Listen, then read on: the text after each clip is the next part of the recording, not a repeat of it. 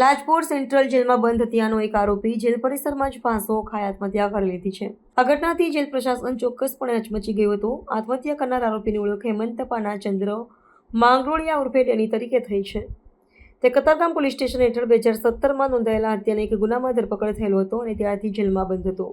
આ ઘટના લાજપોર જેલના હાઈ સિક્યુરિટી યાર્ડ નંબર 42માં રાત્રે આશરે 8:20 વાગે બની હોવાનું જાણવા મળ્યું હતું. જેલ કર્મચારીઓએ રૂટીન રાઉન્ડ દરમિયાન હેમંતને બેભાન અવસ્થામાં જોયો. તુરંત જ તેને જેલ ડિસ્પેન્સરી અને પછી સિવિલ હોસ્પિટલમાં લઈ જવામાં આવ્યો, જ્યાં ડોક્ટરોએ તેને મૃત ઘોષિત કર્યો હતો. કયા કારણોસર આરોપીએ આપઘાત કર્યો છે તે હાલમાં જાણી શકાયું નથી. હાલ પોલીસ અને જેલ અધિકારીઓ આ બાબતની તપાસ કરી રહ્યા છે. આરોપીના સંબંધીઓ અથવા તેના સાથી કેદીઓ સાથે કોઈ વિવાદ હતો કે નહીં તે પણ તપાસવામાં આવશે. આ ઘટના બાદ પોલીસે મૃતદેહનું પોસ્ટમોર્ટમ કરાવ્યું છે. જેલ પ્રશાસન દ્વારા આ બાબતની ઉચ્ચ સ્તરીય તપાસ શરૂ કરવામાં આવી છે. આરોપી પાસેથી આત્મહત્યા માટે વપરાયેલી સામગ્રી કેવી રીતે મળી તે પણ તપાસનો મુખ્ય મુદ્દો છે.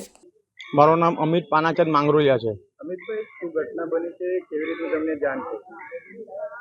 ઘટના તો મને પોલીસે જાણ કરી. કતારગામ પોલીસે પીસીઆર લઈને આવ્યા હતા ઘરે 10:30 વાગે રાત્રે, અને મને કીધું કે ભાઈને તમારા આ રીતનું થયું છે, એમ કે એને જાતે સુસાઇડ કરી લીધું છે, એટલે તમે આવો એમ.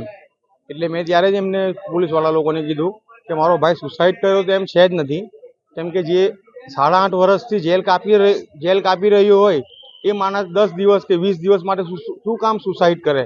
એ 20 દિવસની અંદર છૂટવાનો હતો, અમારો ઓર્ડર હતો, અમે 20 દિવસમાં એ છૂટવાનો હતો, અને એની પર કોઈ ગુનો જ નહીં હતો, કોઈ ગુનો કબૂલ થયો તો હતો જ નહીં કે ભાઈ આ ગુનામાં હતો.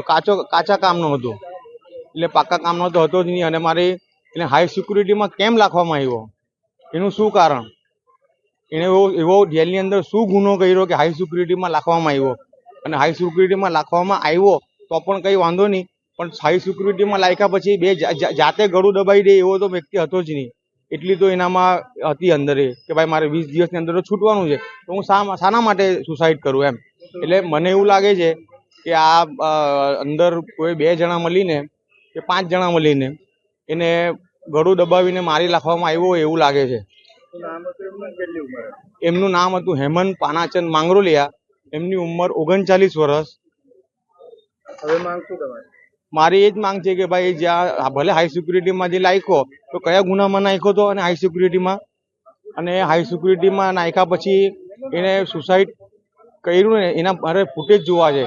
એ જીવિત હતો ત્યારથી અને જાતે સુસાઇડ કર્યું ને એટલે સમજી લો કે 5 મિનિટનો કે 10 મિનિટનું એને ગળું દબાવ્યું હોય, તો એ મારે 5 થી 10 મિનિટનો વિડીયો જોવો છે.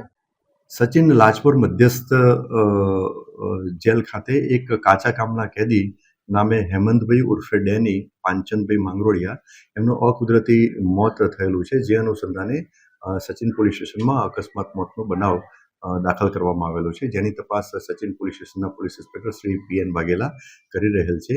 તપાસના કામે ઇન્ક્વેસ્ટ પંચનામું ભરી અને PM અર્થે જે લાશ જે છે એ નવી સિવિલ હોસ્પિટલમાં મોકલી આપવામાં આવેલ છે.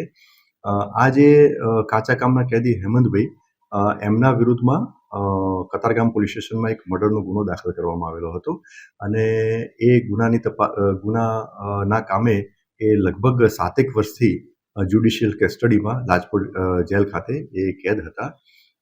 આ જે બનાવ બન્યો, જે અકુદરતી મોત એમનું જે થયું છે, એમાં જે બનાવની જે સ્થળ જે છે એ લાજપોર મધ્યસ્થ જેલના હાઈ સિક્યુરિટી વિભાગમાં ખોલી નંબર 42માં થયેલું છે.